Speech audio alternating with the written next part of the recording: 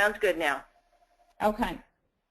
Good morning, everyone. I would like to call this meeting to order and kind of get everybody on board with what's going on with our board of directors this next week. We will have some slides coming up here as we go. We have a NAR report from Elizabeth Mendenhall. She is our Region 9. We have our Nominating Committee, the 2015 slate of officers. And you should see on your screen there the list of officers that will be elected and installed at the annual meeting portion of next week's conference. So hopefully if you're on your computer, you've seen that, or of course that slate is in your packet of materials that's also on the website.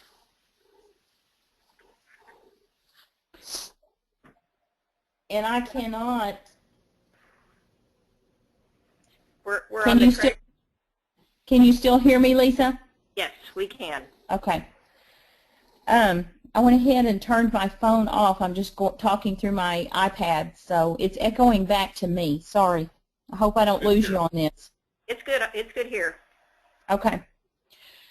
We have our Treasurer's report, June the 30th, 2014 financial statements and the 2013 audit, 2014-2016 budget and adjustments, and then also our Realtor Relief Fund is also in there in your reports. Mary, may I interject here? I'm not sure if Chuck's on the call, but we have all of those motions related to the budget adjustments in your packet of information. Again, that's all posted online, so you can go through all of those motions and look at each one of those budget adjustments within your packet. There's really nothing that is extraordinary at all. But Mary, do you want to just mention, I think, the contribution to the Realtor Relief Fund? Yes, we made a contribution. They asked for a contribution this year to the, which fund? I cannot remember what it was actually for, Lisa. Right, it's for there. I was there. If you guys remember, any of you who may have attended last year's NAR convention, we the Realtor Relief Foundation for NAR started their first silent auction fundraiser, and we had given them money toward a cruise that was purchased by somebody, and then that money went into the foundation fund. So we did not know that it was going to be a recurring event, so they sent out the materials about the second annual Realtor Relief fundraiser, and so we had not planned for that. We had contributed to the Arkansas Association for the tornadoes that occurred there, and so we asked the Audit and Finance Committee for $1,000 toward an item to be auctioned during the Realtor Relief Foundation fundraiser at the NAR convention. So they did approve that. And it's a tablet, yes. If anybody needs one. It's a Microsoft Surface tablet, I think. I started to say we did a tablet of some sort. I couldn't remember exactly what kind it was. Mm-hmm. But that's what that is. If anybody has any questions along the way, be sure to just click the raise your hand on the computer screen, and and you can either send us a chat or raise your hand, and we'll either unmute you or answer your question via a chat. And I can't see those from where I'm at. I'm monitoring. Sorry, you will have to let me know if that takes place. We're monitoring. Oh, Mike Craddock wants to know, have we sent the link to the documents yet? Yes, it was in the email that went out to you last night as a reminder of this web meeting today. So yes, we'll send it back out again today, just in case you missed that. And that's the only question we have right now that's not answered. Okay. Is he missing those documents? Is that what he's saying? Shouldn't be. It was in the email that went out last night. He said he just hadn't checked the email yet. Thank you, Mike Craddock. Appreciate that. Go back to your donuts. And go back to the donuts. All right. Okay. So I think next up we have, I don't have any questions that we see on the screen right now related to the financials or any of that. So the motions are on the screen if you're on your computer. The motions are on your screen that you could take a look at, and again, basically there's really nothing here that is earth-shaking that we don't think anybody's going to have any issues about. So we'll Anybody have any questions on those?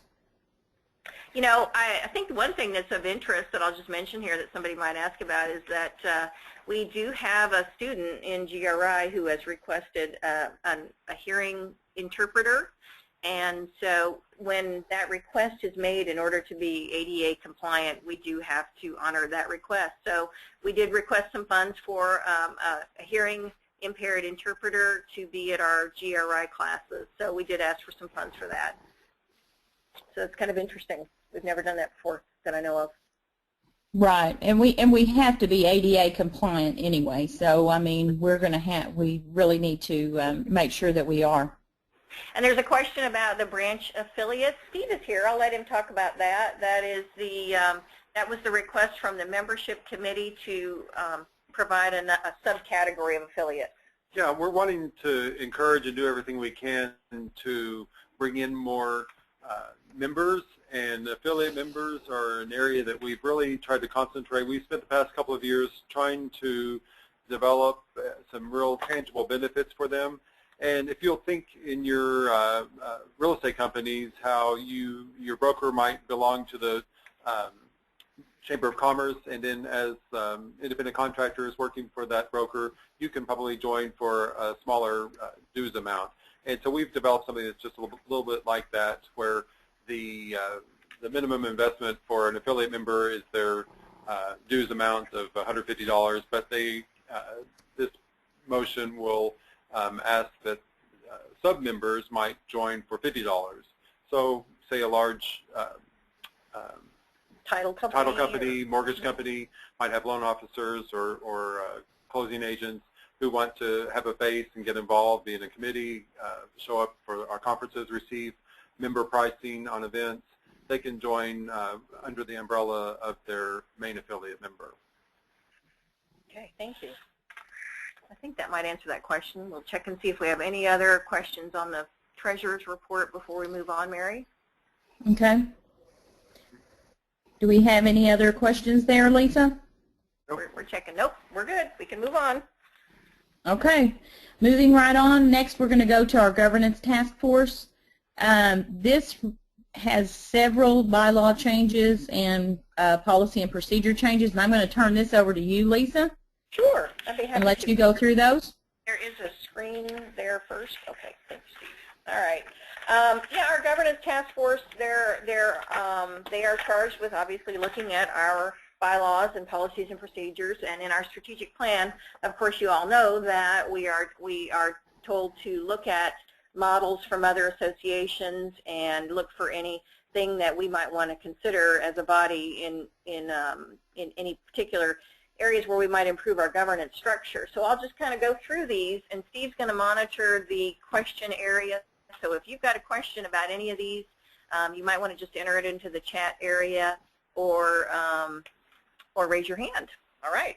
So let me go through these real quick. Margaret Barton, by the way, is the chair of the Governance Task Force, and she'll explain these in detail at the board meeting. But again, this is a good opportunity to ask those questions ahead of time so that we're prepared. The first one really is looking at the number of members that we have on our board of directors. And we've had, in the past, we've had issues where larger boards have a difficult time filling a large number of seats. This really only affects a handful of our local boards, and basically what they're doing is they're changing the structure on the board with each member board with a total of Realtor and Realtor Associate membership of 300 or more, and that's up from 150, shall receive one additional director per each 300 members. So as I mentioned before, this really just affects our largest boards. Again, it keeps everything equal as it currently is, obviously, with representation. It just reduces their requirement to fill so many seats.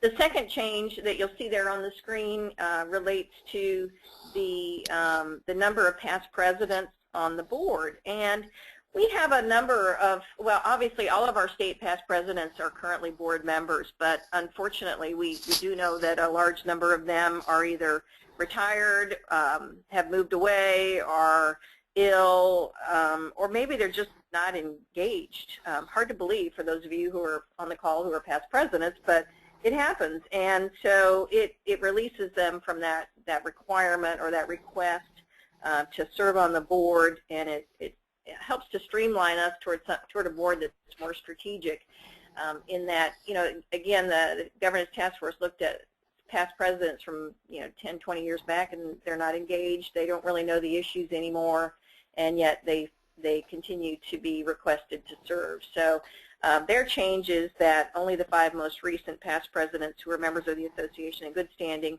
will be directors. Now, that said, just keep in mind that our local boards have the ability to place state directors. And so if there is a past state president who wishes to serve on the board of directors, they can certainly make that request to their local board, and the local board can put them on the slate. So there's still opportunity to serve there.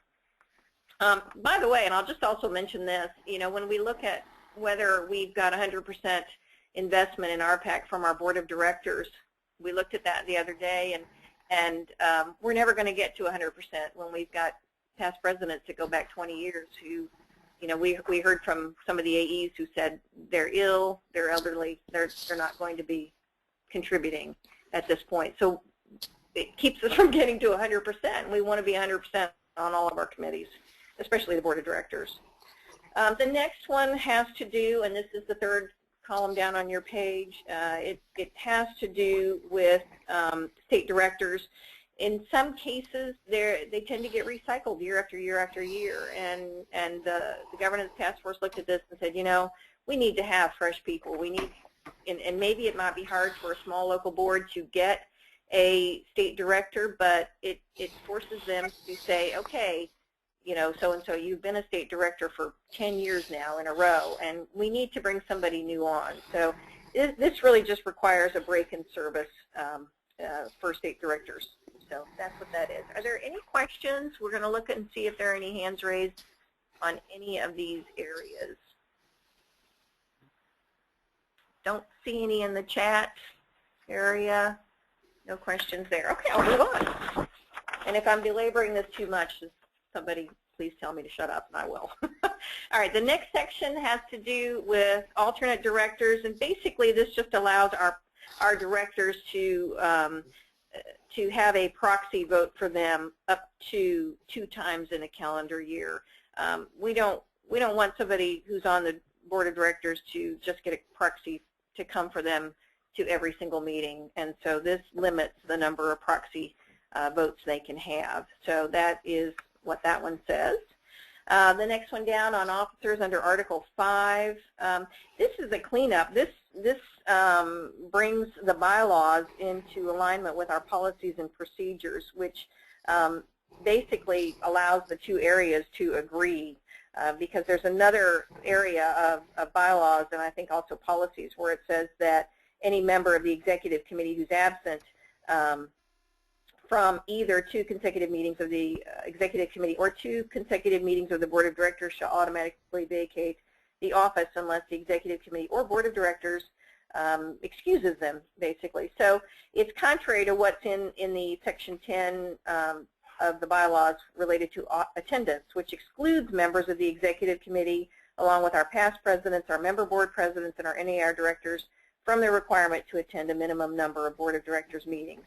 So in essence, we're cleaning up a conflict in language there, is all that is. Any questions? I don't see any there so far yet. All right. Okay, the next page that we have starts with Article 8, and this really just updates distribution procedures of the Nominating Committee report on the slate of officers to allow us to distribute these electronically.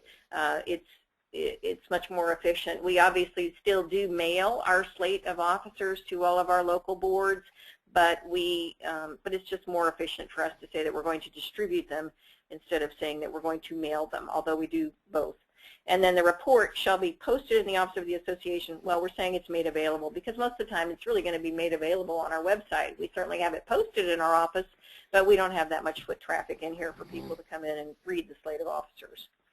The next one, also on Article 8, deals with vacancies on the Board of Directors. I'm sorry, that's Article 7. On the Board of Directors, that it says here, recommendations to fill vacancies shall be made to the Board of Directors by the Nominating Committee. This really is making it more efficient, again, for us to operate because the Executive Committee is empowered to act in between meetings of the Board of Directors. So any changes in any positions on the Board of Directors can be resolved by the Executive Committee, usually just by an email vote, frankly, so that we can fill any open positions on the board that way. So, and we did clarify that it used to say shall be filled without undue delay, and so what we're saying is it will be filled within 45 days. Time frame. Any questions on that page? Let's come up. All right. The next one is Article 8, and this deals with committee composition. The idea here is that we look for outside experts to help us out on our committees at times, and a good case in point here is our membership committee, because we do have some affiliate members who serve on that, and their expertise and insight is really invaluable in that area when it comes to looking at sponsor packages and affiliate member incentives and that kind of thing. So this just allows in our bylaws that the President may appoint any non-members to any committee and special committees as ex officio non-voting members, and that the chairman for these committees shall be from the members of the previous year's committees. So that's just allowing, again, some outside voices to help us out with some of our decision making. So we think that's a good change. Also, the next one on committee composition, this has to do with real estate commissioners sitting on standing committees. This came up earlier in the year from other state realtor associations discussing this, and it turns out that quite a few of them do not allow for sitting real estate commissioners to serve on a standing committee. And the governance task force discussed this at length, and we had input from past commissioners on this as well, who agreed that there is a potential for conflict of interest when you have a commissioner who sits on a standing committee. So this does not preclude a commissioner for serving on a task force of OAR and OREC. So this was a change that the governance task force is putting forward. The next one has to do with the executive committee, and again, that's sort of bringing us up into the 21st century. That allows our executive committee to meet by web meeting, teleconference, or other electronic means, and it counts the individual members who sign into a meeting electronically as being present. So we do have a question from Mike Craddock, and we will unmute you if you'll hang on 1 second. Where are you, Mike? Hold on. Need to click on participants. What about serving on the BOD, real estate commissioners? Pardon me? It is a committee. Yeah, the board of directors is a committee, so that wasn't specifically addressed by the governance task force, but the question was, can real estate commissioners sit on our board of directors? So again, no, the answer would be no, because the board of directors is considered a committee. So we can certainly discuss that further with the governance task force ahead of time. But again, I think the answer is pretty clear. The board of directors is a committee, so that would preclude a commissioner from sitting on our board of directors. All right. Any other questions on that page? Okay. All right, then. Hey, Craddock, you'll have your hand up. Hang on, all right, well, we're going to move ahead while Steve's looking for that, and on to the next page, which has to do with the nominating committee. And this is, this I'm not sure if this will be a controversial area or not. The bylaws currently read, hang on,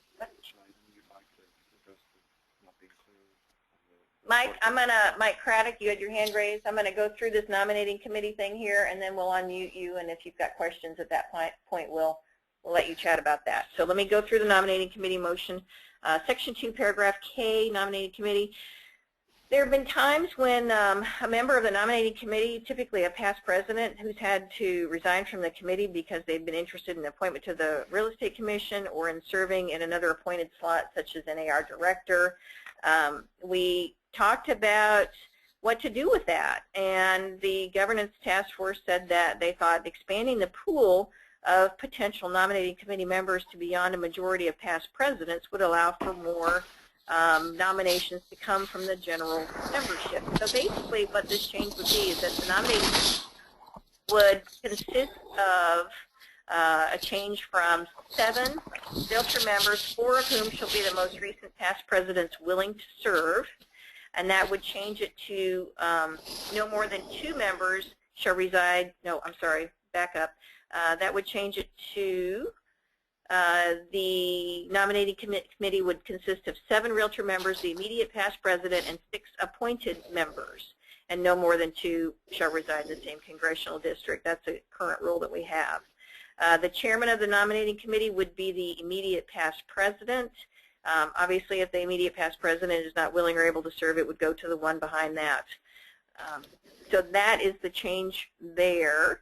And again, you know, this is an area where the incoming president and president-elect, as they do with every other committee, has the option to appoint those leaders that they feel would serve best on any committee. So it would, I guess that their thinking is that it would open it up to not just being required to be 4 of the 7 being past presidents. So, and then the other part of the sentence there has to do with providing at least 3 nominees for commissioner when a commissioner slot comes open. Obviously, this is going to have to be a statutory change because the statute says that 3 names will be provided to the governor's office at some point if ORIC decides to change that rule, because we have talked with them about this. Then our bylaws will be in line. Obviously, we will still provide 3 names until such time, but we're saying that we would provide up to 3 names. Is there anything, Matt's in the room, do you have anything else on that, Matt? Well, no, you just covered it. Statute needs to be changed. One step. Right. To make sure that we have policy on it. Okay. Okay, Mike, we're going to unmute you and let you talk to the group. You need to enter. Mike, enter your PIN that we just sent.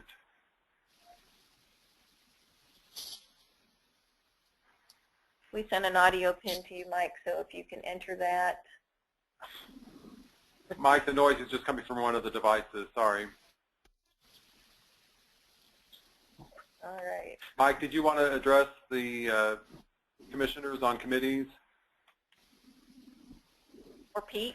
Pete, you're unmuted, I believe. I'm muted on my end. You know, I assume that task forces would be exempt from this policy? Yes. Okay. You know, it's always been kind of unwritten that commissioners didn't really engage in leadership positions with OAR. I know it's not the case among other states. I think in one case, I think maybe Arkansas, the chairman of the Real Estate Commission was also president of the state association. So I think it's Vermont. Yeah, it's a small state. Yeah. Yeah.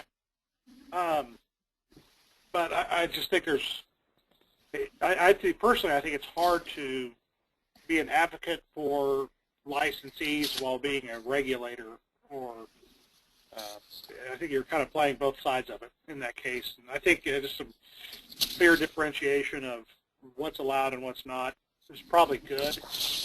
Clear versus unwritten kind of probably rumor and speculation. All right. Well, thank you, Pete. I appreciate that. clarification.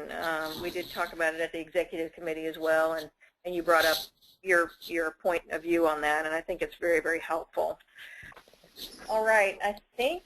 Mike, can you talk now? Am I unmuted? You are unmuted, Mike. Go. And all of a sudden my screen just went away. Oh, there we go. I got it back. On the nominating committee, who appoints the 6 members on the nominating as proposed? The incoming president and president-elect makes all the appointments to all the committees. So that would be wow. Okay. Okay. What's your concern, Mike? Stacking a deck. I mean, that just, and I'll bring it up later, but that's I think that one proposal there to me is very, very troubling from that viewpoint of being able to continue a process and not allowing a diversity of opinions or diversity of thoughts and even memberships in there. So I think that's a very troubling aspect to me. Okay. But we can discuss it. Yeah, let's do. Again, I think the governance task force it's certainly not precluding past presidents from serving at all. It's just opening it up to say, okay, that's not what it said. I mean, I mean, I understand. I would have loved to have that. Okay. But that's not what but that's not that's just very troubling from that viewpoint, and being able to have 2 people appoint whomever they want to be, then continue a continued flow of nominations. There could be no break. There potentially could be no break in there and stuff. So, well. Okay, I do see your point. I do see your point. Are you thinking, Mike, that there is no that it would be could actually be a stacking? Is that what we kind of talked about this? Absolutely. I mean, you could have a perpetual process of keeping your own people in there, and there's not a diversification at all with 2 people being able to appoint whom they want there. So I mean, there's no diversification for regions. There's no diversification for big or small boards or anything. So it's at least with the past presidents, the way that we have rolled through with trying to spread the love between rural and urban, Oklahoma City, Tulsa, rural, and trying to bring in other people, that actually could stop. And basically, if Tulsa wanted to, we could, you could have one board continue a pretty long run. But Mike, we do maintain the requirement that no more than 2 members will reside in the same congressional district. So that does force us to have people from around the state.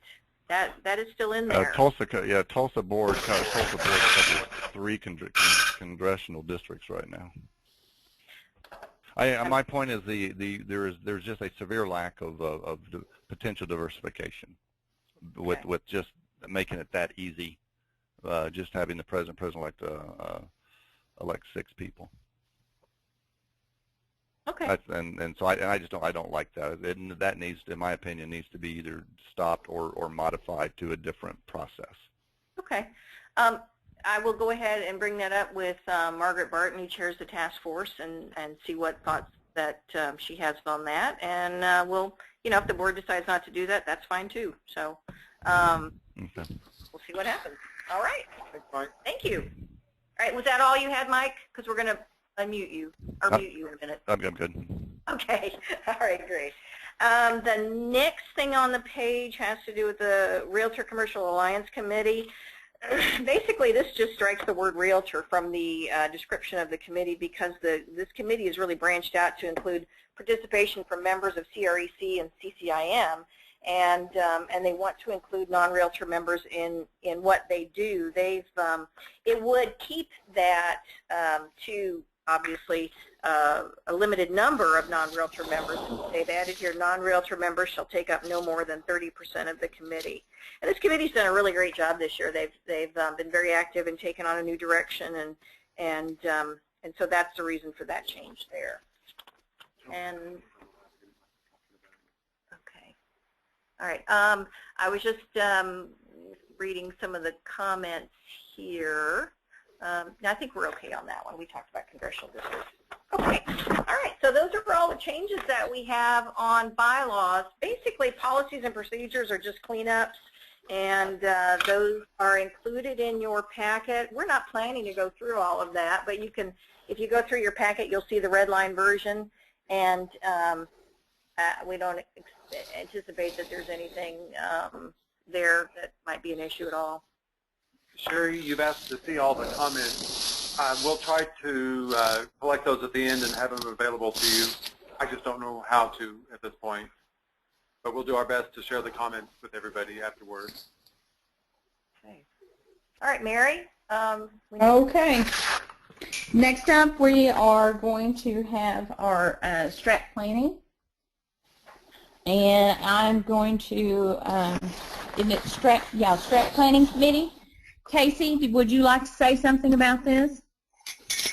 Am I unmuted? Yes. Yes. Okay. I don't know what to say about it. We went through our strategic planning and included and made changes. This was about, I don't know, a week or 10 days ago, to include primarily the things that are addressed in NAR's core services issue. And that's the majority of the, or all of the changes on the strat plan. And are we going to go through those in detail at the committee, at the meeting? Not really, Casey. My suggestion is that folks read through this. It's posted within the board documents, but basically we do have a requirement under the new NAR core standards to include within our strategic plan sections related to consumer outreach and to advocacy, and that's required of every association in the country. And so we have, when we met, we made sure that we had added in those sections that are required by NAR. Frankly, we already had them. We expounded on them just a little bit, but you can see the red line changes if you look at the documents. So I think in the interest of time, I don't see that we'll need to walk through that line by line. But if anybody has any questions about any of that, we'll be happy to discuss it. It's again, it's so at the meeting, that's really all I'm going to say.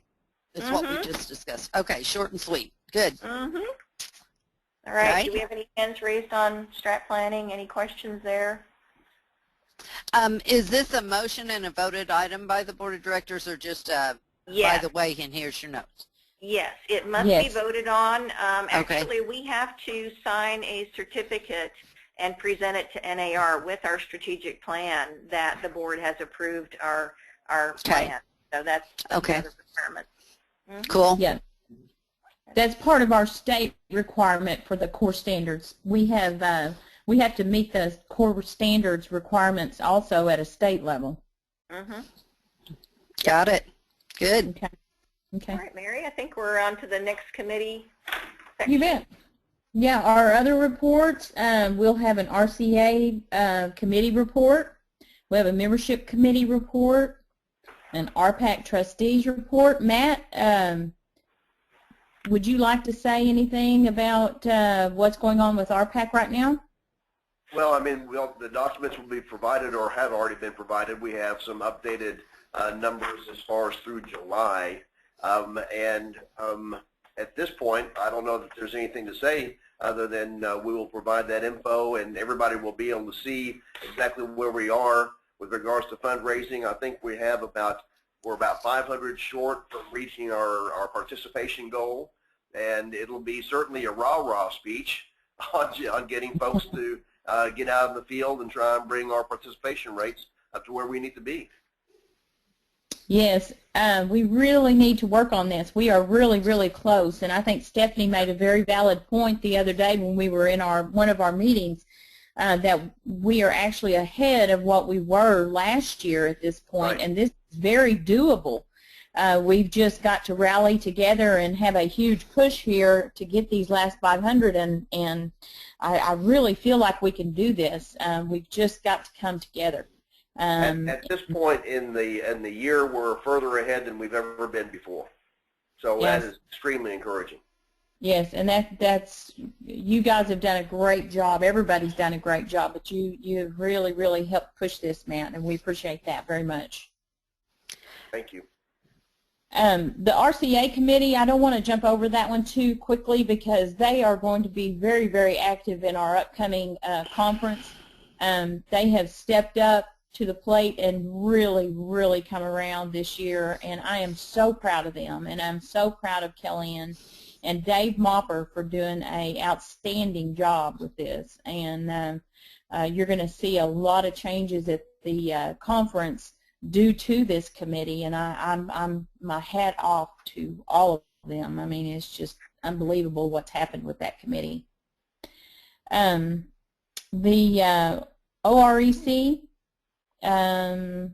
report, Julie Tetzworth will be giving that this time, so I'm not sure if there's going to be anything really earth-shaking there either. Do you know of anything, Matt? Okay. No, there's not. Okay. All right. Okay. And then, Lisa, your staff report. Yeah, basically I'll just do a staff report and the various things I usually cover. One thing of interest is that our membership is way up. We're over 8,700 members right now, and if you follow the budget, we budgeted for 8,000 members, so we're in very good shape there in terms of the budget. And if you looked at the financials too that are in your packet, you'll see that we're in excellent shape there as well. We're right on target for expenses, and then of course we're ahead on income with our dues income right now. So that's pretty neat. We have a new staff member that we'll be announcing at the board meeting, and that is our new local board member outreach manager, and I probably bungled her title there. I have a hard time remembering titles here for some reason, but anyway, Blair Calvo, who used to work with OAR a few years ago and went on to run the Mid-Delmore board, decided that she wanted to come back and expressed interest in this position, and we interviewed other folks, but Blair certainly was by far and away the best candidate. Now, her job will be to work with all of our local boards on organizational standards, and we're also going to squeeze in a little bit of RPAC fundraising there as well. She'll be out and about, typically 3 out of 5 days a week. She'll be out on the road meeting with our local boards and with our offices, and providing assistance to all of our AEs when it comes to meeting the new organizational standards. When our task force met a couple months ago to figure out what types of services the state would provide, we came up with a menu of services that Mary and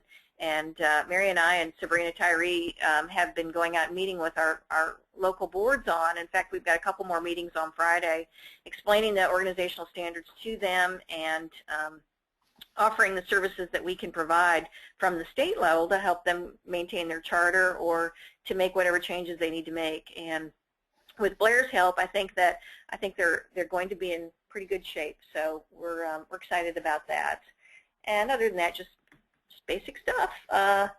And then Mary, I think back to you. Okay. Mary? Yes.